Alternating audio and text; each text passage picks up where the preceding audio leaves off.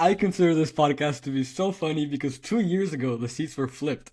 Ziyaan was interviewing me, and now I'm interviewing him.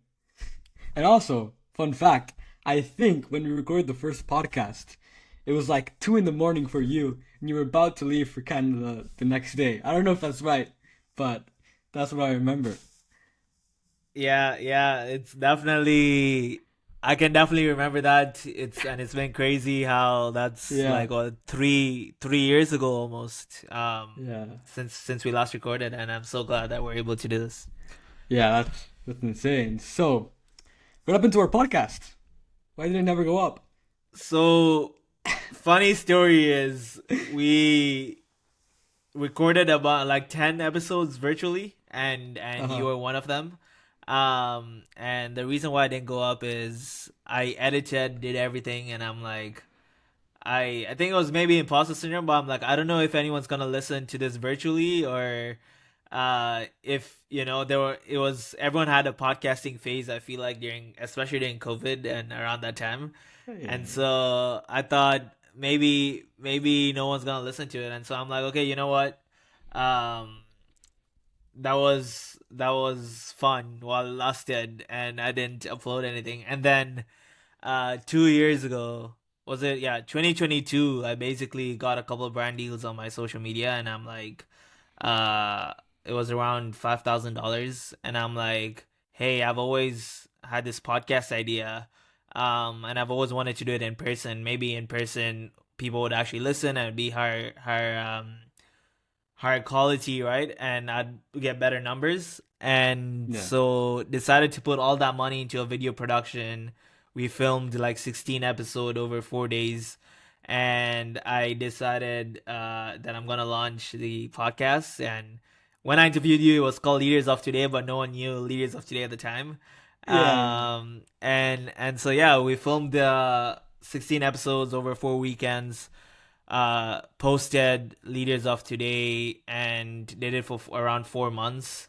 And at the end of the four four uh 4 months, we basically saw good numbers, but not good enough numbers to get sponsors. And as you know, podcasts Yeah. take like a long time to see real numbers and get sponsors and do that whole Yeah, thing. And yeah. so I'm like, I just used all the money I had on this podcast, and now I don't know what to do. And so decided to kill that, and was like, it was good while it lasted, and I spent the summer working on a completely different project, in the fintech loyalty space as a venture business. But then mid October, I'd keep getting good feedback about the podcast, and a lot of young people were like, we love the podcast, but how do we actually get started, like, if we want to start our own podcast, how do we do that? If we want to, start our own nonprofit, how do we do that? If we want to start our own business, how do we do that? And so that's when I started the newsletter, and it's been crazy to see how much growth we've had in the last couple months, and the feedback that we've had from the community we built. Yeah. Have you thought of doing the podcast virtually or? Yeah, so I've definitely considered for a second season doing a mix of virtual and in person, because the good thing about virtual is you're not constrained by location, right? And I can chat with people Yeah, like yeah. you and have you on the pod. But yeah, now that I have distribution, I feel like once I launch our second season, we'll be able to see good numbers, whether it's virtual or in person. But I definitely want to be more strategic about it. I feel like there's so many podcasts out there, and like, how do you actually stand out? And you don't want to be Yeah. putting all these efforts, and then not standing out, or no one's actually listening, Yeah, right? And so for you, I feel like a big thing that stands out is, you being the youngest podcaster ever, right? yeah. Yeah. And that's like your big selling point. And so for me, I gotta figure out what Yeah. that is for us, and then kind of go from there. Yeah, it's finding that selling point is really important, and I totally agree like with what you said that the barrier for entry is so low, like anyone can start doing it now, and it's like really hard to stand out because there's like thousands of people. Everyone has a podcast now. So it's, Exactly. really hard to stand out. Yeah. Exactly. But it's funny if you see the stats, like, there's all these stats about how there's so many people that start podcasts, but the percent of people that actually go past episode 10 and the percent of people that go past episode like 20 or 50 is like Yeah, way lower, so right? And low. so Yeah, you really gotta play the long game, I feel like, with podcasts, and be willing to put in the time and effort without necessarily seeing numbers. And then once you hit a certain number of episodes and weeks doing it consistently, I feel like that's when you kind of see those numbers start coming in after a couple of years. yeah, I totally agree. It's the first episodes are probably gonna do well, but it's like if you do it for long enough, at one point it's got us succeed. So Yeah, yeah. yeah, 100%. Do you regret not uploading those like virtual podcasts or Oh, what's funny I didn't mention in the story. So out of the 10 episodes that I had them sitting in like just a folder on my Mac, and then my MacBook crashed, and so uh I only have, I think, 4 out of the 10 episodes that I recorded. I'm not sure if I even have yours, but I lost a lot of content. yeah. And so that was also one of the reasons why I didn't eventually upload, because I'm like, okay, that's just Yeah. maybe just a sign. You know what I mean? hmm Yeah, that the Mac crashing is so annoying. I had a similar experience. I was taking like a Kaigo music course on my brother's platform, and I had a couple like three podcasts on my computer like ready to upload, edited with like some really cool guests. And then one day my computer just randomly turns off, and I lost everything. And I Yeah, didn't get back my computer until like a month later, and 2 days later the same thing happened. So it damn. happened like three times. I the same thing. So it was very annoying. But yeah, losing Yeah, all I your know. stuff and crashing is very annoying. Yeah, it's messed. It's messed. But honestly, looking back, like I don't regret it. Like everything has a time for it, and maybe that's just a Yeah. sign. But yeah, it is annoying in the moment. And like my laptop's like 80 years old now. Like I need to get a new laptop. But like, and now I upload everything on like on the cloud, and so Dropbox. yeah, at least I don't lose a lot of stuff. But still, at the Yeah. time, like I never thought of the possibility, right? And so I lost a bunch of stuff. Yeah, I mean everything happens for a reason. So yeah. All right. Let's go away from the podcast for a while. Other things I want to talk about first. Tell me. So tell us your relationship with school. What was your relationship growing up? So relationship with school, I feel like yo, I hate school, not gonna lie. I definitely feel like school's it's always a barrier to most of the things that I do, but I see the value. I've started to kind of shift my perspective with school, especially in the last couple months. I realize, so going back to high school, I went to boarding school when I was 15, and my only purpose of going to boarding school was so that I can get a scholarship, so that I can go abroad for university. That was the pathway, you know. And university abroad in Canada or in the US is super expensive for international students, like 60, 70 thousand dollars a year. And I wouldn't be able to afford that. And so my goal was get a scholarship so that you can come and hopefully you can have a better quality of life in this part of the world. And so that's where I kind of had as a motivation when I was in high school. And so I did pretty well in high school. I was involved in everything. I got pretty good grades. Um, but when I moved to university, I didn't have that as a motivation anymore, right? I got the scholarship. I'm here now. I'm set for the rest of 4 years. Yeah. And so my reason for doing school was no more there. And I've had ups and downs with school. Like I in my first year, I was also very burnt out.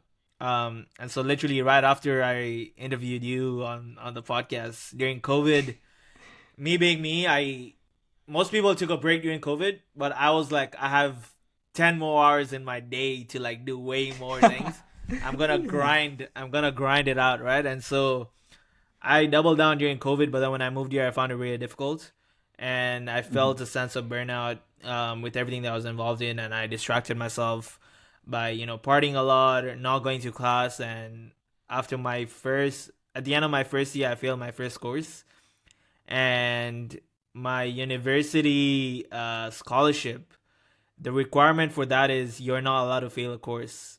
If you fail a course, you could lose your scholarship. And so that's when it kind of hit me like shit. Yeah. And my grade was a 48, so I was like 2 points away from Ah. potentially losing my scholarship that I've worked my entire life for.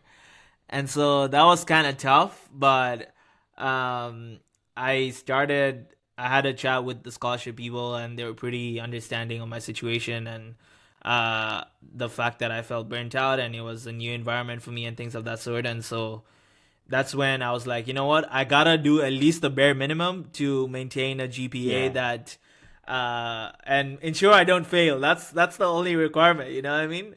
And I need to get like a 75% average. And so I'm like, okay, I gotta do that and I'll be fine.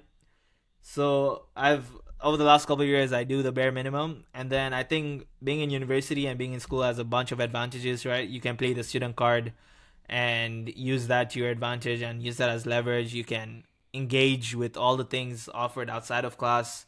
You get to meet so many cool people. So the experience outside of the class has been more important to me, and I've tried to make the most of it. And I also get to be a student, which means I don't have to necessarily pay bills or care too much about other aspects that I would have to care about in the next couple of months when I graduate. And so I'm just using that as leverage and using that to make the most of the experience. Yeah. Do you have a plan for when you graduate? Graduate, like you mentioned. Do I have a platform? Is that what you say? A plan. A plan. Oh, so my plan after graduation is I'm gonna go full time on Leaders of Today. We have our newsletter that's growing pretty fast. We just hit 100K, as you may have seen. Congrats. And then I, as part of Leaders of Today, it's more than just a newsletter. We want to create the largest community of young people around the world, and so we have a community side which has in-person events, meetups, things of that sort. We have plans to we have a consulting side of our business where we basically work as an agency for other organization and brands that want to tap into that Gen Z audience and want to grow their own audiences. And then we have the content side. Obviously, we plan to monetize the newsletter. We plan to bring back the podcast. We plan to do more socials and things of that sort. So the goal is to go full time. It is a bit nerve wracking, obviously, like Yeah. Yeah. because now I gotta pay my rent and I gotta pay for my bills and all these other things I gotta think about. Um, but I want to give it a shot. I feel like if I don't try, I'm gonna have that regret, Yeah. and I just want to give my 100% and then kind of go from there. Yeah. You gotta at least try, So, maybe you'll end up actually, doing it full time for who knows how long. Hopefully you Exactly. do. Yeah. Yeah. Are you in school right now? What are you up to these days? Yeah. So I'm in school. And yeah, I've just been doing all the random things that just come into my mind about like, creating. I also started a newsletter like in November, Nice. and yeah, it's been a lot of fun. Yeah, I love like writing newsletters, and yeah, it's a lot of fun for me. So I like I do once a week, similar to you. Yeah. Um, and it's like it's very easy. I don't know if that's the same for you, but Yeah. Yeah. I feel like writing is it's like you're having a conversation with someone. Like it's yeah, super chill. Like it's not like social media where you see numbers about, oh, this is how many likes it got or this is how many comments it got. It's You're literally just writing, and as long as you're hmm providing value and you're being authentic, I feel like newsletters are great. And the best part about a newsletter is you own that audience and there's so much that you can do with it once you yeah. have distribution, right? And so what's your newsletter about? So I give like content creation tips and like life tips. Um, and I it's like two sections that, and then I have like a section where I show content and stuff I've seen throughout the week that I find interesting. So like Nice. books, like movies, podcasts, like websites I randomly found. So yeah, Nice. that's basically my newsletter. That's dope. That's pretty cool. So you were talking about boarding school. you had an experience with dengue fever in Yeah. boarding school. How did it impact you? And tell us the story of actually getting it. Yeah, so basically, um, when after my first year of high school, I I got dengue fever. Dengue fever is basically it's a virus that think of it as like malaria but like 10x. And what it does it kills your platelets, and so and your platelets are what make your white blood cells, and your white blood cells protect your body, right? And so it was so funny because we had an outbreak in Kenya where my boarding school was, and everyone in my residence got it apart from me, and I was making fun of everyone. I'm like, "Yo, like I'm the strong one here. I didn't get it." And then on the freaking Yeah, last yeah. day of school, I got it. And so unfortunately, because of the context of time, I had to travel back with it to Tanzania, and Yeah. our healthcare system is so bad that it took doctors like a week to figure out what it was. And when they did figure out, they said it had gotten so bad that if they didn't admit me to the hospital, my organs could have started bleeding because my platelet counts had dropped so low. And so that's when I'm like, I have to. They admitted me into the hospital, and so I was in the hospital for 1 week. And then from the point of and then I eventually recovered. But from the point of getting discharged up to the next 3 weeks, I went into this phase where I don't have recollection of what it was, but apparently I was acting hypersexual and hyperactive.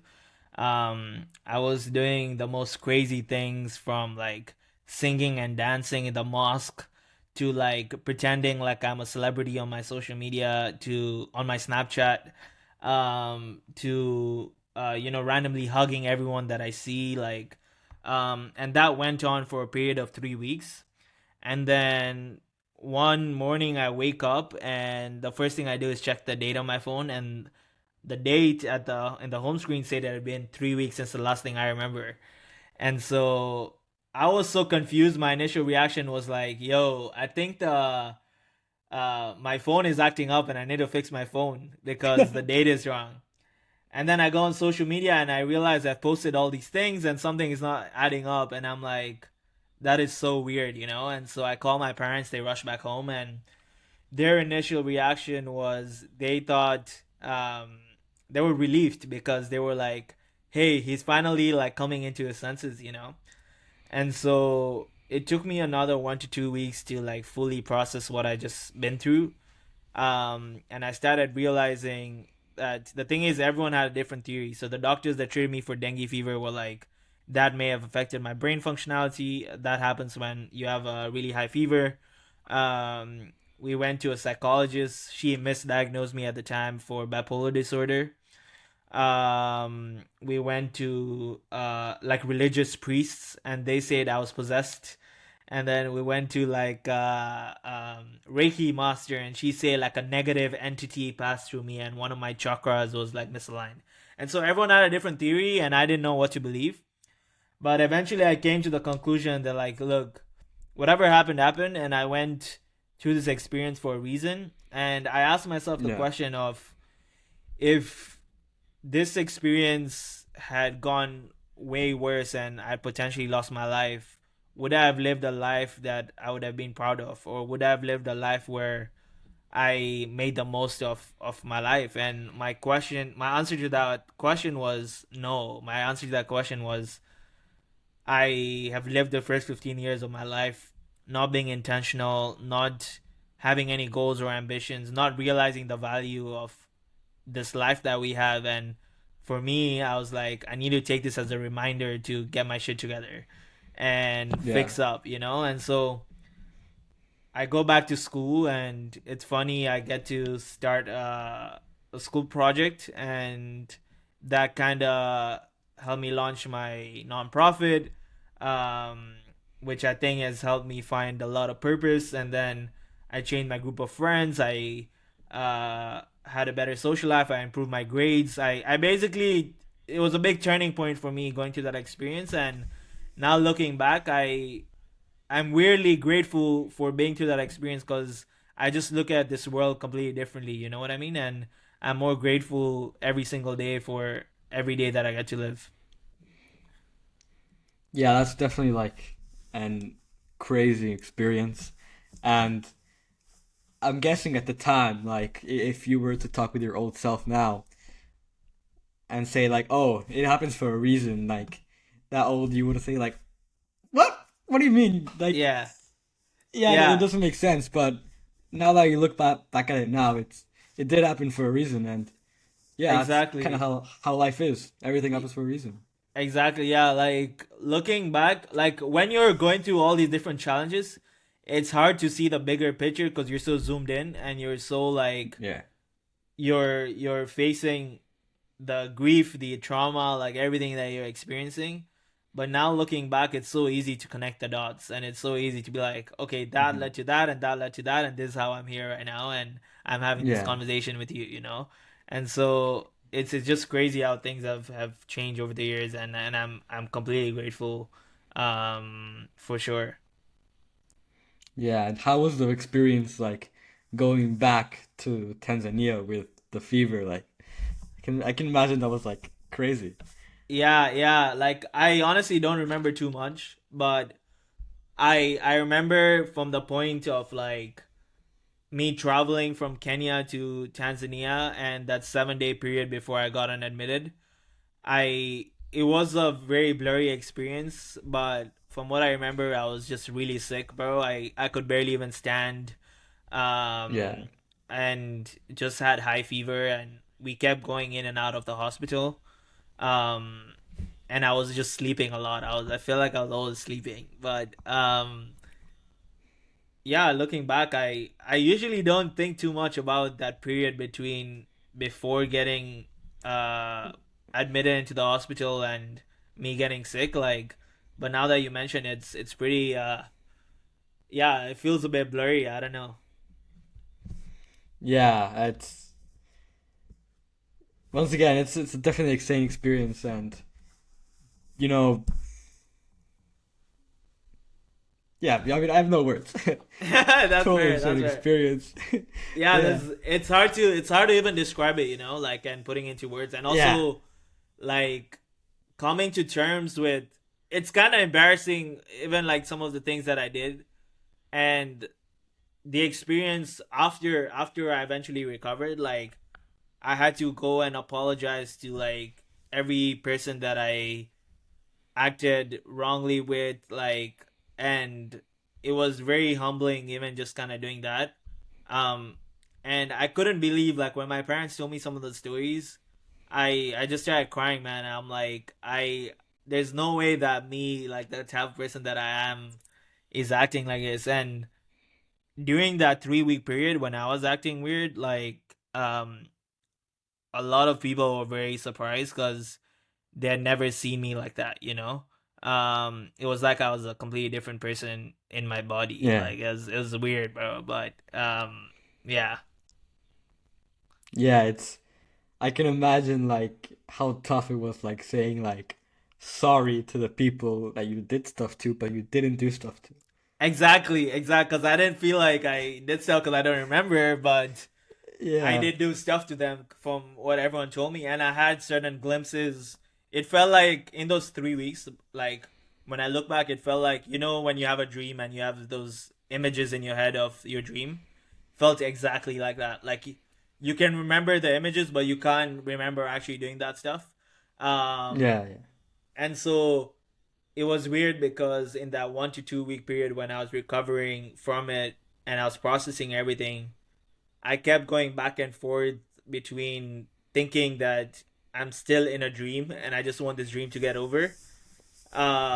And I just want to wake up, but I actually it was not a dream and it was actually real life, you know? Yeah. Yeah. Yeah. Yeah, I can imagine. I haven't, been through something like that, but I can imagine like you're thinking like, okay, is this real or not? Like, am I like dreaming? Like, Exactly. And it was so hard to explain how I was feeling to people.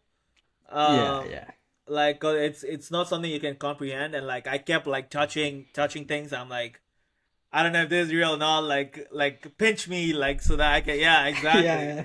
So it was so weird, bro. It was so weird. Yeah, I can imagine explaining it isn't easy because like you explain it to people and they think something, but it's actually something totally different that they can't imagine. So yeah, Yeah, yeah, no, 100%. yeah, I'm glad you recovered and everything's well now. Yeah, no, 100%. Very So happy that, you mentioned, yeah. no, continue. I interrupted you. No, no, go ahead, go ahead, go ahead. So you mentioned that after that experience, you had an opportunity to do a school project, which was for the menstruator. Tell us a story about for the menstruator. Yeah, so when I go back to school, I was required to do this personal project. I could do anything on my choice. And the project was part of a school requirement. And when we are going through the brainstorming process, I watched this documentary on Al Jazeera on my Facebook feed, actually, um, about menstruation and India's menstruation ban. And that was the first time I kind of learned about the fact that girls get periods, and like the fact that a lot of girls around the world don't have access to menstrual products. And I was so surprised. I was like, this is such a big issue, but no one actually talks about it. Like I looked at the numbers, and 500 million girls around the world didn't have access to products. And I'm like, that is that's like an average of 1 in 10 girls and women, right? And so I had a chat with my mom about it, and she told me that when she was younger, she grew up in India in a single parent household, and there was a point in her life where she didn't have proper access to products as well. And that's when I'm like, I wanna do something about this, and I'll do this for my school project. And so I decide to go online. I do all this research about different kind of products and different kind of solutions, and I eventually stumbled upon like reusable menstrual pads. And so I looked at all the different prototypes. I worked with a local tailor and learned how to stitch. And initially, I made a product that will last for 6 months. Gave it out to my friends to test. Got feedback, and then eventually distributed it to 22 girls in my country in Tanzania. And that marked the end of my school project. I come back to school, I write a report about it. We do a presentation in the exhibition, and I called the project the iPad. And I put my picture right next to Steve Jobs, and I'm like, I have this picture right now. It's like me in my school uniform with the iPad in the background, and then Steve Jobs with the actual iPad in Apple's headquarters. But I thought that was funny. Anyways, yeah, so that marked the end of my school project. I could have ended at that point, but I got a lot of feedback from that group of 22 girls that I helped out, right? And they told me that I actually contributed more to the problem than solving it. They told me that because of this product that I gave them, and it only lasted 6 months, what's gonna happen to them after the 6 months? And they say that they're now gonna keep depending on someone like me to come and give them more products. And in reality, I just created a dependency syndrome. They also gave me like a bunch of feedback about the product and like how I can improve it. And so I'm like, you know what? Like, I got really good feedback, and then I've spent 1 year working on this project. I want to do something about this. And so I go back to school. We start we start a team. We were 7 to 10 people at the time, and we changed two main things. So one, we changed our product. We started working with a local group of women with disabilities that actually know how to make products, and with them we improved our product. And so now our product lasts 3 years, 100% biodegradable, extremely cost effective, embarrassment free. And then also we changed our approach, and so now instead of just going there and giving them products, we go in there, we do an educational workshop, we teach them how to we teach them about reproductive and sexual health, both boys and girls, because it's usually not part of the school curriculum. And then what we also do Yeah. is um, we teach them how to make their own products. So the good thing about that is this whole idea of like, don't give them fish, but teach them how to fish, right? And so that's what we kind of do in terms of the products.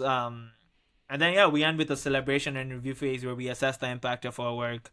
And in some communities, we have actually, because they have this skill of like stitching, we try to use that so that they can create more products and sell it within their communities, so that they can have an income for themselves, and they can use that to then come out of this poverty cycle that they're trapped in, right? And so Yeah.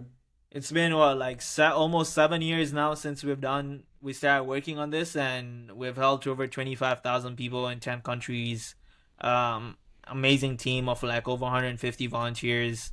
And it's been such a great journey. I definitely learned a lot, and it opened up a lot of opportunities for myself, but also really gave me a purpose, and showed me the power of like giving back and helping others, right? And um going back to that experience I went through when I felt like I didn't have any purpose before it, to having this whole organization where I can help people, that I felt so lucky to do, right? And I felt like it's weird when you look at the timing, but like it all happened right after one another, and it's like I got like a good wake up call, for me Mhm. to think about stuff. But yeah, that's kind of the journey of For the Menstruator. Yeah, it definitely was a good wake up call. And it's, actually like crazy how many people you've impacted. And I love that you teach them how to make the pads too. Yeah, So you don't create dependency. That's really smart.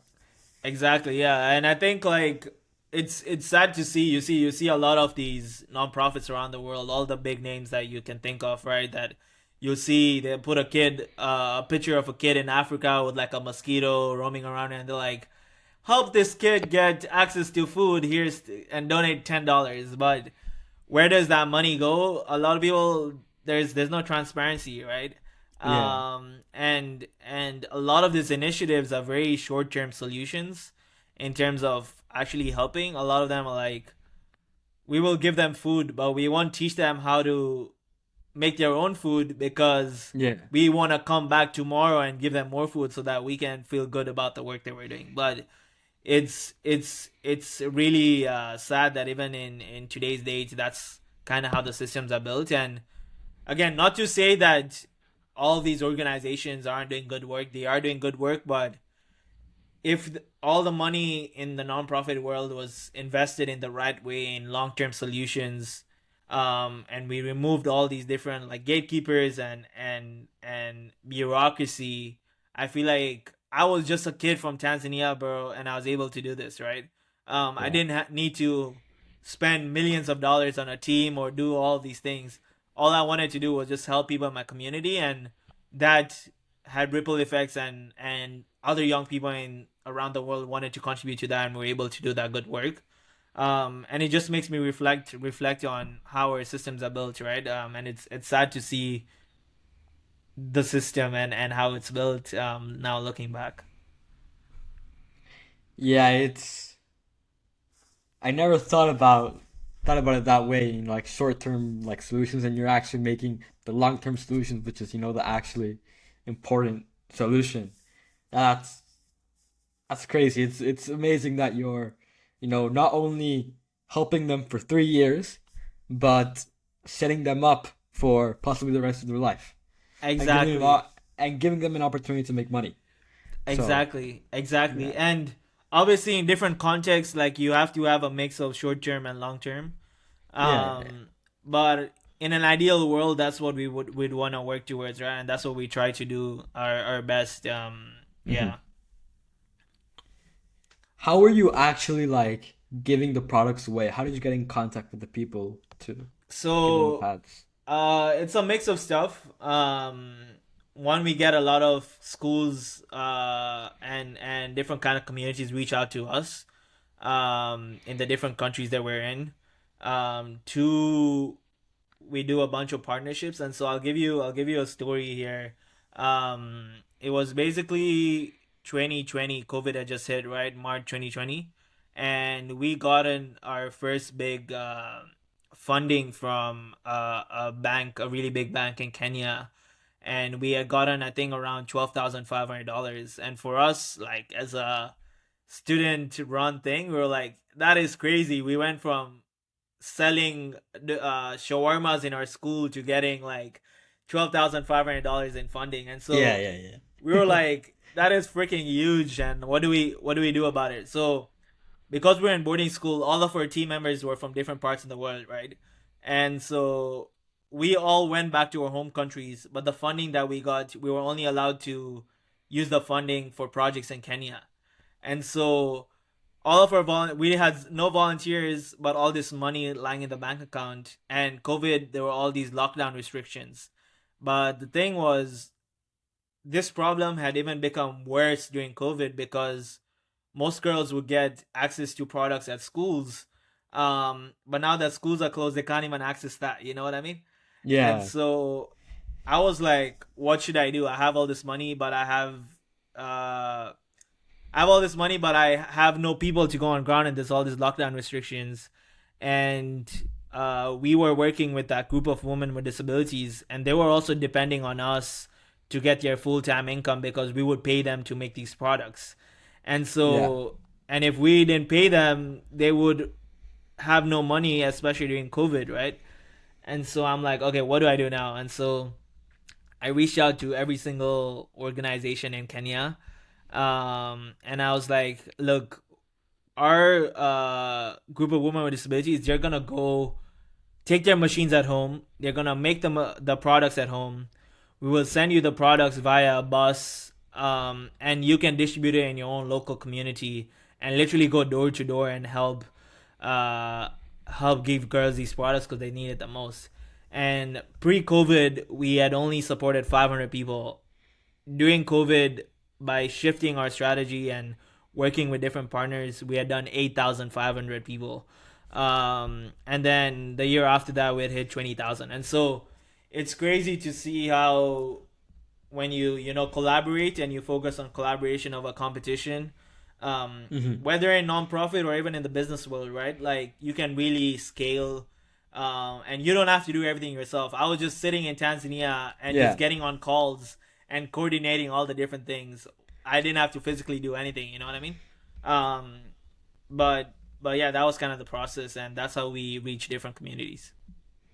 Yeah, it's what you mentioned about collaborating. It's like the quote, if you want to go fast, go by yourself. If you want to go far, Exactly. go with others. Exactly. And yeah, that's some really good like problem solving and like resource skills because you would turn like, something bad, really bad, which was COVID, into like a really good opportunity that helped the community and helped you grow your nonprofit. Exactly. And I also realized during COVID that there's a lot of, people in the social impact nonprofit space that they would do 10% of work and then spend 90% of their time talking about it. And the reason why they do it is because you got to market yourself in order to get more donations, in order to use those Mhm. donations to then do the work, right? But I realized that once I got that funding, I need to change my priorities and I just really need to focus on the work. And so imagine it took me 2 years to reach 500 people, and then in a span of 1 year, during a time of COVID, we went from 500 to 8,500. But why did I do that? Because I was spending 95% of my time just focused on Yeah. doing the actual work, and not caring about the PR and the different kind of benefits that come with doing good work. Yeah, you definitely it's exponential growth basically. Like Exactly. in a time where exponential growth wasn't common, kind of, which was Yeah. COVID. Yeah. Yeah. And maybe you can also say we were talking about how everything happens for a reason. You can also say, COVID happened for a reason, which allowed you to put in, like you said, 95% of your time into for the menstruator. Exactly. So how did like ninth grade you legally like actually set up everything for the nonprofit? Yeah, so in terms of setting things up, legally we weren't incorporated or anything because we in Kenya and in Tanzania, there are two requirements. One, you got to be the age of 18 to have some sort of business or nonprofit. Two, you gotta be a citizen of the country, and if you're not a citizen, it just be you have to pay all like get like a whole it's like a whole process. And so it was you have to get a lawyer. It was extremely challenging. And so what I Yeah. done at the time was, because I was a student, I took advantage of that, and I'm like, we're just a school project, right? And when we needed to receive money from the bank, for example, we didn't have a bank account. We asked Mm. them to send it to our partner's bank account, or when we were working with our school, we asked them to put in our school's bank account, and then we would just access it then.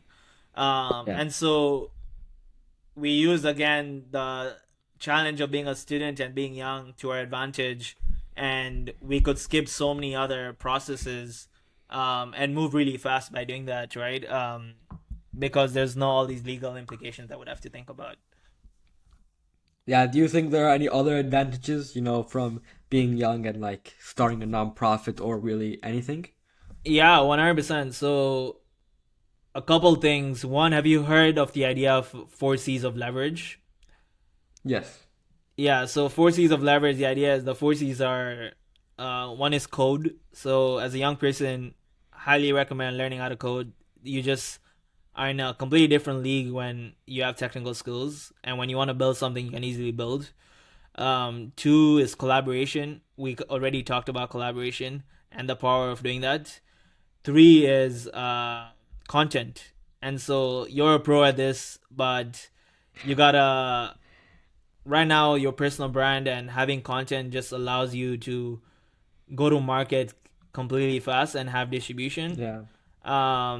And lastly is capital. And so if you have a lot of money, you can easily do a bunch of stuff, you know? And so for me, I didn't have code, capital, I did have collaboration and a little bit of content. And I kind of use that to my advantage as I was building, and it's something I continuously hope to do. And when you have one or two out of the four, you can use that as leverage to get the others, right? Yeah. Um, and so that's kind of been that's how I perceive things in terms of thinking about leverage, but also as a young person, another advantage is you have a lot of time. And so you don't have to a 9 to 5, you don't have a quote unquote job, or all you have is school. And if you're strategic about it, you can get around doing school, Yeah. as we both know, right? Two, you don't have the like you don't have risk in terms of you don't have to pay bills, right? You don't have to stress about how you're gonna pay rent next month. At least most people, or the average person has like their family or someone they can depend on to support on that side. And then, um, other advantages is being young, as you know, like using the young card is so helpful, and you should Yeah. double the shit down, double it down, like use it to your advantage. For me, all of my headlines, all the press that I got was like 17-year-old Ziyaan Virji does X, Y, and Z. And even though I had the same skill level, or was doing the same kind of stuff as a 30-year-old, but like they thought it's an interesting story that someone young is doing it, and so use Hmm. that as an advantage. And then lastly, just like collaborating with others, meeting other students, learning. I think that's an advantage as well. And then even with like running a nonprofit, the advantage of that is like using that impact card helps a lot. I wouldn't have gotten my university scholarship if like, even though my goal of running the nonprofit was not to get a scholarship with it, Yeah. Yeah. it did come in handy when I was writing my essays, right? And so these are things that maybe subconsciously I was strategic about, but like I'm so proud of my younger self for like setting myself and putting myself in a good position to do that. Yeah, and I've heard so many people say like that the complete opposite of what you just said. That age is like something that it like limits you, but it's like totally the other way around. I've personally heard like some friends say that, oh yeah, I'm gonna start a YouTube channel when I'm a little bit older because of my age. And I just like look at them like, what? Like Exactly. why? And when I asked them like why, they don't have a reason for it. It's just like they think their age is a limitation when it actually is like something that will help them in Exactly. growing or just, leverage. Exactly. And the reason why we started Leaders of Today was this whole idea that young people are not only leaders of tomorrow, we're the leaders of today. My grade Exactly. 3 teacher always used to say, tomorrow never comes, when I used to submit my homework late. Because I always used to be like, I remember it was math homework, and she would be like, when are you going to submit it? I'd be like, tomorrow, tomorrow, tomorrow. And then she's like, tomorrow never comes. And then going through my journey, a lot of people will be like, "You guys are the leaders of tomorrow." And then I remember my grade teacher telling me at the back of my head that tomorrow never comes. We're actually the leaders of today. And so, if you have Yeah. an idea, if you want to start a podcast, you want to start a business, you want to start a YouTube channel, don't wait until tomorrow to start it. You can start today, and that is the reason why we want to show young people that if Nico can do it, if Ziyaan can do it, then you can do it too. You Anyone know can. Yeah. exactly, exactly, and your age shouldn't be a limitation. Yeah. And if you still aren't convinced by what Zan just said, maybe you can look at it as experience. You get tons of experience from doing something like for a menstruator or this podcast to teach you things that will probably stick for you for the rest of your life. Exactly. That goes back to the point of like you have nothing to lose as a young person. Like, what's the worst Yeah, that's gonna happen? Like, you're exactly. gonna you're gonna start a podcast. Wow, that's the worst thing that's gonna happen. Like, um. So yeah, it's, if anything, you get experience and a lot of lessons, and you get to meet a lot of cool people along the way, right? Which I think is super super cool, especially in the world that we live in today. Yeah, and with podcast, like worst case scenario is like you get a couple no's, you do like 5 episodes and you stop. That's Yeah. like the worst case scenario. You Yeah. literally don't lose anything, but you do gain something. You gain experience and being able to set you out a podcast and interviewed 5 people. So Exactly. you gain Exactly. more than what you lose. 100%. How did For the Manchester look for you in the beginning? Like, what was in COVID? What was like your daily routine, like working for the Manchester? Yeah, so um a lot of like balancing, well, I hate the word balance, that's what I wrote in my newsletter today, but Yeah, I a lot of juggling different priorities, and it was, I always think about like, there's always, when you're trying to do so many things, you can't do everything, and balance is a myth, right? And you have to sacrifice something. You can't have everything. We're yeah. just humanly incapable of doing it all. And so you have to think about what you're sacrificing. For me at the time, I was sacrificing school towards my last couple months. My grades had dropped as well, and then I was also sacrificing my personal health and my well being and my social life, because I was just so engrossed in. I was living in the same house as my parents during COVID, but probably like 60 or 70% of the time I was locked up in my room, and I was barely Yeah. even seeing them. And so those are the things I kind of sacrificed: not spending enough time with my friends, not having a good diet, not having enough sleep. And when you're young, like, it may not seem like those things are important. Matter. You're gonna be like, you're gonna sleep when you die, right? That's what they say. But over the last at least like 1 or 2 years, I've really started understanding the effects that health has, Yeah. and it's not gonna show up on your face. Like, I read Sahil Bloom's newsletter recently, and he talked about how he went for his alumni reunion, and your habits every day, they show up on people's faces 10 years from now. Yeah, And yeah. so for me, if you look at my pictures from like 2 3 years ago, I was in way better physical health, gained a lot of weight, had poor diet, had poor lifestyle choices. And so for me right now, I'm really trying to focus on that and trying to improve that. And when you have all those different things together, getting enough sleep, having good health mentally and physically and socially and spiritually, then everything else uh, is is you're doing well in everything else, and you're able to show Yeah. up 100%. And so that's kind of the L's that I took, but super grateful to have also had that learning experience at an early age. And Hmm. now I'm still young. I'm only 22. Like, I can now implement the things so that when I'm 30, 40, 50, I can look back, and when I'm going to my alumni reunion, be more presentable. You know what I mean? Yeah, And yeah. able to show that, if that makes sense. Yeah, like our habits are literally like determine our life. So, and what you said, yeah, sleep is very important. Like, I think you can even notice it, like just from one day to another, if you get enough sleep and if you don't. So, yeah, it's definitely something that it will help you long term and short term. Yeah, exactly, exactly. When did you realize it was like time to expand further menstruator to more countries, and how did you do it? So it all happened organically.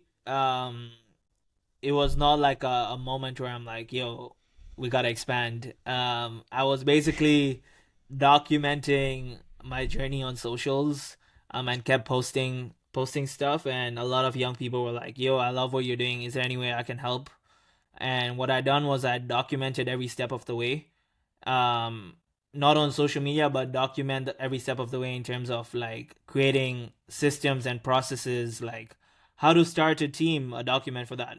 How to make your product, a document for that. How to fundraise, a document for that. And so Yeah. when all these people would reach out to me, I'm like, yo, how about you start a For the Menstruator in your own city or in your own school? I will get on a 30-minute chat with you, and I'll send you all these documents, and then you can do it on your own. And that's how we were able to expand very quickly, because Yeah. I kind of built some of those systems initially, and processes, which a lot of people forget when you're a startup and it's super early, right? Like, all you're trying to do is maintain everything, but it's good to have those systems, even if you're a one person team, so that when you do Hmm. have to expand, you can easily grow, but also for yourself, you can look back and see what is working, what is not. Yeah, Yeah. Yeah, it's um I'm guessing it definitely helped you like setting up those systems because I'm guessing looking at it now, you thank yourself for doing it. exactly, exactly. Yeah, I feel like I wish like people say that more. Like, not a lot of people share it. I know people say document your journey on social media and build in public. But not a lot of people tell you the power of creating those systems, especially in the early stages. Yeah, definitely. So winning the Diana Award, that's very cool and it's like a award that it's kind of like prestigious because of the name and who it's like named after. Yeah. So tell us what it is and how you felt after winning it, and if it impacted what you do in any way. Yeah, the Anna Award was a big kind of milestone as well. As you mentioned, like, according to their website, they say they're the most prestigious award a young person can win, and so it opened up a lot of doors and only gave credibility to my work. Got like an interview with BBC and a bunch of other outlets. Got a lot of PR for it.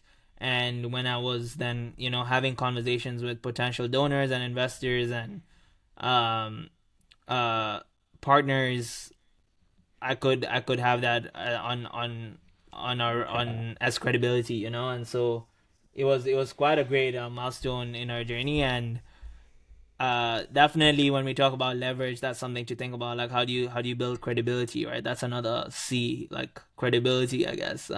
Thinking about either if it's PR or if it's awards or if it's social recognition, or what are those kind of things that can help you build that credibility so you can use it as leverage.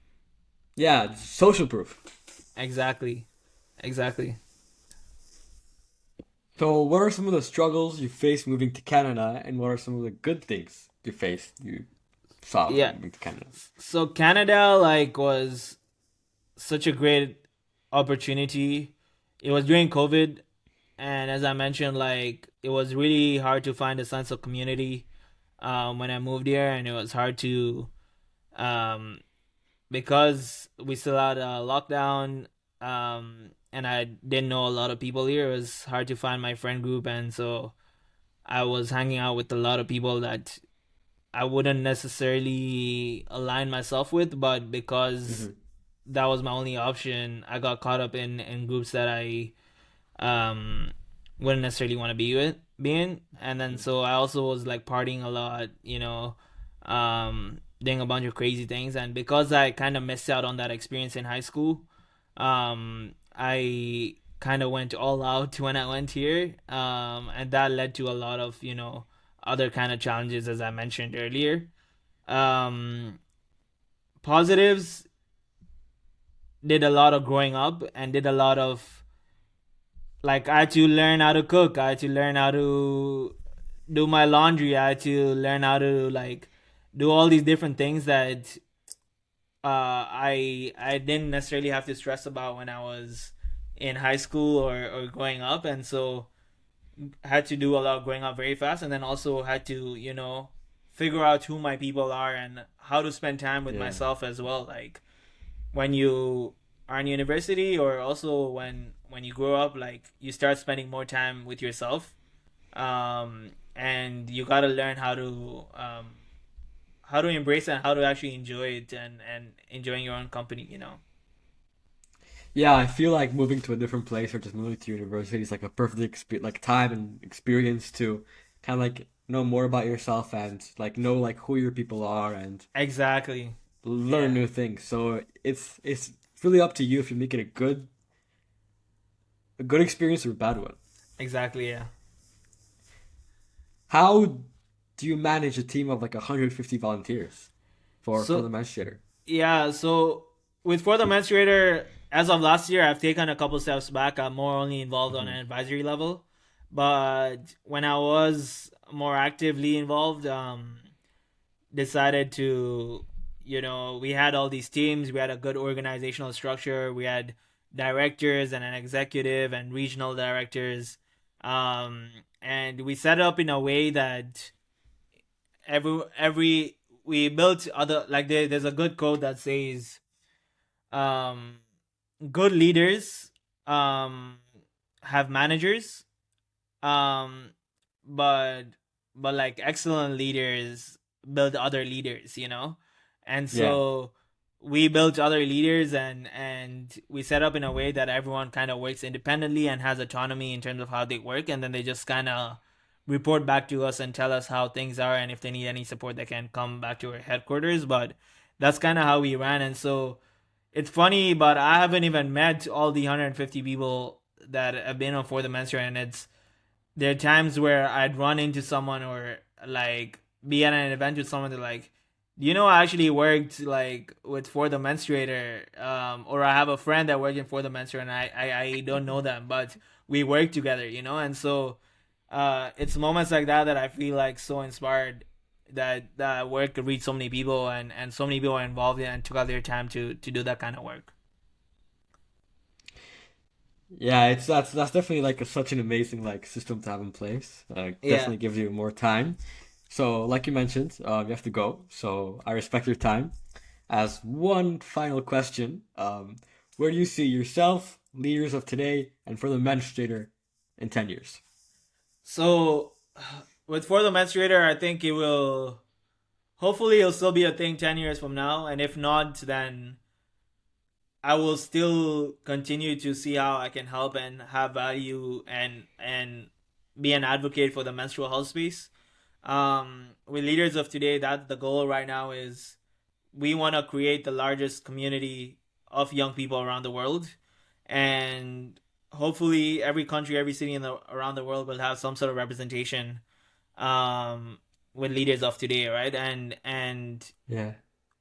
or 10 years from now, hopefully there's something that is financially sustainable. We've grown as a company because we are a for-profit company, but we're creating deep, authentic relationships of young people helping each other, supporting one another, doing social events, and and yeah, that's kind of the goal. And maybe we'll also have a really big newsletter. Maybe, I don't know, a couple million subs on it.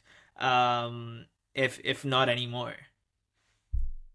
Yeah, I'm sure all those things will come true, seeing from what you've done. Um, so thank you so much, Ziyaan, for coming on the podcast. All your links for all your stuff will be in the description. And thank you so much for coming on the podcast. It really means a lot. If you have any Yeah, final no, words. yeah, thank you for having me. Just for anyone that's listening, if you have an idea, if you have a passion, look at Nico, look at Ziyaan. Like, there's all these young, incredible people, and if we can do it, you're not any different. We are average people, and we just wanted to. Yeah. We just had the environment and the moments in our life to help us start, and maybe this can be your moment for you to start your leadership journey today. Because tomorrow never comes. That's so true. The difference between us and most people who think about starting is that we actually just started it. We Exactly. just without thinking about it. So yeah, that's so true. Once again, thank you so much for coming to the podcast. I hope to speak to you soon, someday. I'd love to have you on. And I'll see you in this episode of the NicoCast. All right. All right, Thank man. you